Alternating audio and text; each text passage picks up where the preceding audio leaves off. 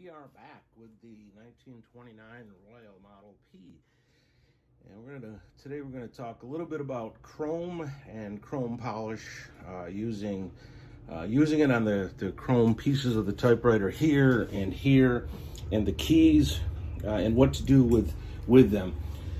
There's a million different solutions out there. This happens to be mine, so feel free to experiment and use your own if you come up with something better.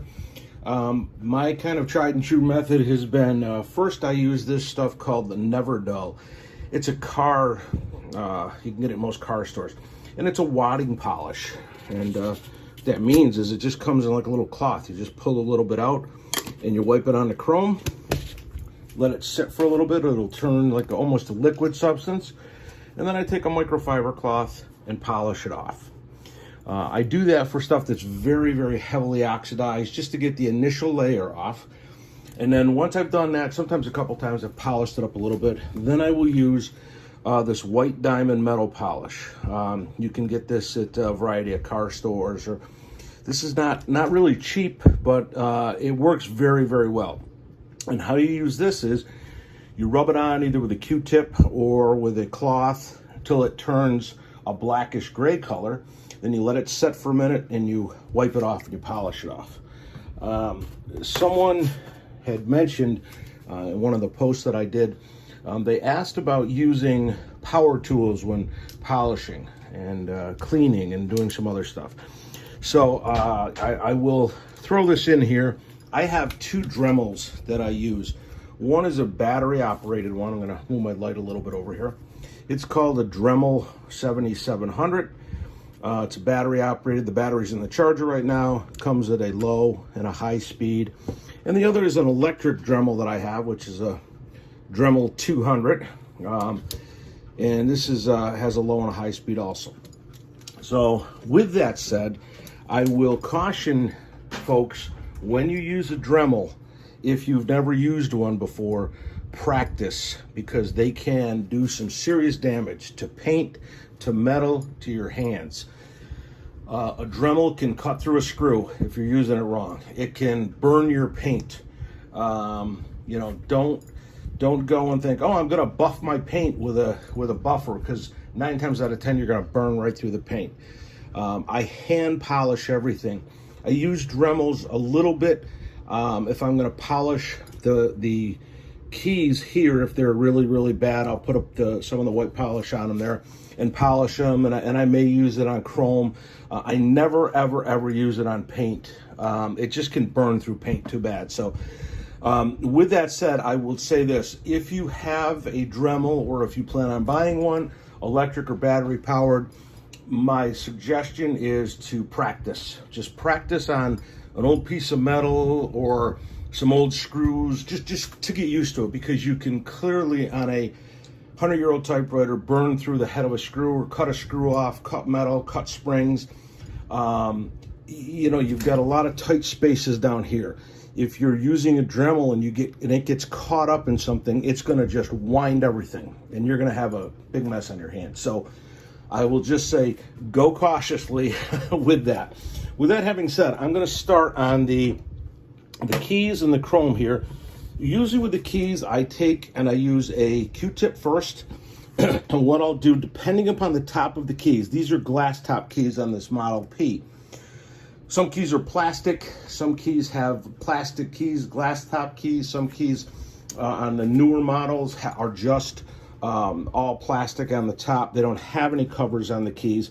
So one of the things you have to be careful of with glass top keys is the letters are underneath a glass top. So if you spray anything on them or use anything, it's going to soak through there. You have to be very, very careful. So what I typically do is use 91% alcohol. 2 reasons. 91% is better than the regular alcohol you can get because it has less water in it. And water will do 2 things, is that it stays wet longer and it can rust. So I'll just take a little bit like this and just spray it on a Q-tip, on the top of a Q-tip, and just rub very lightly. I don't soak it because I don't want it to soak through, because if you use too much stuff on a Q-tip, or if you spray this whole keyboard like for example, was simple green or something like that, it will go through, it will soak through, and it will just blur out all of those keys, which you don't want. So as you can see, just some of the dirt came off. So I'll do this 2, 3, 4 times with some alcohol or a cleaner if it's really dirty. And then I'll use my chrome polish, and then I'll polish everything again. So when we get done with this, I'm gonna come back and we'll show you, these keys are in pretty good shape. I'll show you how they really shine up nice. On keys that are plastic keys that have a white lettering on them, just a plastic one, I found over time you can use magic eraser. That'll work sometimes to bring the whiteness back on a lot of them. The keys like this, glass top keys, just be very, very careful. As with anything, it's a 100-year-old machine. Be gentle.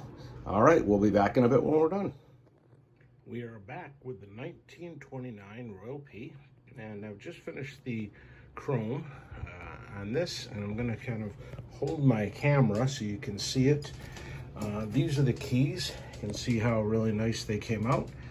I spent a couple hours hand polishing them with a Q-tip and the method I described earlier. You can see how nice the chrome came out.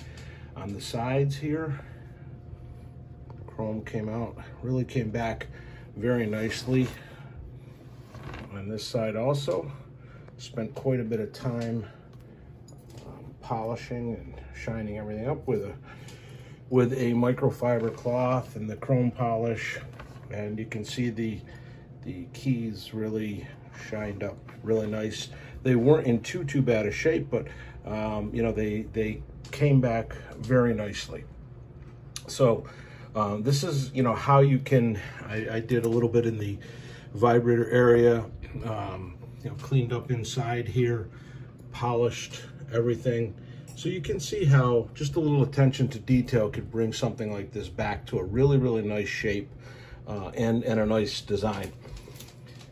And the other thing that we haven't really talked about a lot is cost on these typewriters. So when you get into them, you know, and you buy a typewriter and you say, oh geez, you know, this is going to be easy to fix up. Well, there are some costs associated with things, and rubber, which we're going to talk about in the next video, is one of the probably the biggest costs, you know, aside from your own time. So, you know, the cost to do the stuff that we've done so far is not too much. I mean, I've had to purchase a ribbon vibrator and a Wright Platinum, which is coming in the mail hopefully in the next week or so. But the cost to clean the stuff really is just your time and expertise and research. So this typewriter, when it's done, is going to be, you know, beautiful. One of the things that we hadn't talked about was on this typewriter, the back plate, when we purchased it, was missing. And just going to walk over here to my part stuff a little bit. So here's the front of the typewriter. So the back plate was missing and the owner didn't have it. So what I did was I went to the hardware store and I got some aluminum flashing like you would use on a roof, and I fashioned a new back plate out of the flashing. What I did was I used my 1929 that I have sort of as a template, and you can see that it fits perfectly in there. I was able to get some paint that matched the blue, almost identical to the rest of the body, and I got that at Ace Hardware. But this, you know, this is stuff that sometimes with these typewriters you can't find parts, so you have to say, okay, what am I going to do? I got to be inventive. I got to make something that works. And sometimes it's a spring, and sometimes it's, you know, a body part. But this came out pretty well. I put some felt in the back to dampen the sound and to give it a little bit firmer structure to it. And we also put on this, I just put on today, brand new feet. You can see the rubber feet. I got these from Steve Dade. He does great feet for Royal Ps, for Coronas. And this is a two-piece foot structure. So there's a base that goes on the case, and there's feet on the bottom of that, and they come up and they screw into here. So there's actually 4 sets of feet, 4 that go on the typewriter, 4 that go on the case. So these feet, and feet and rubber are usually the biggest things that go on these. But so this has brand new feet on it, so that'll be good to go. And we're waiting for the other parts to come in the mail. And you know, like I said, this typewriter is shaping up very, very nicely. The chrome came out beautiful on this. So when this is done, this belongs to some dear friends of mine. And this is just going to be a stellar machine. I think that they're going to get years of use out of. So, all right, next up, we're going to talk about rubber.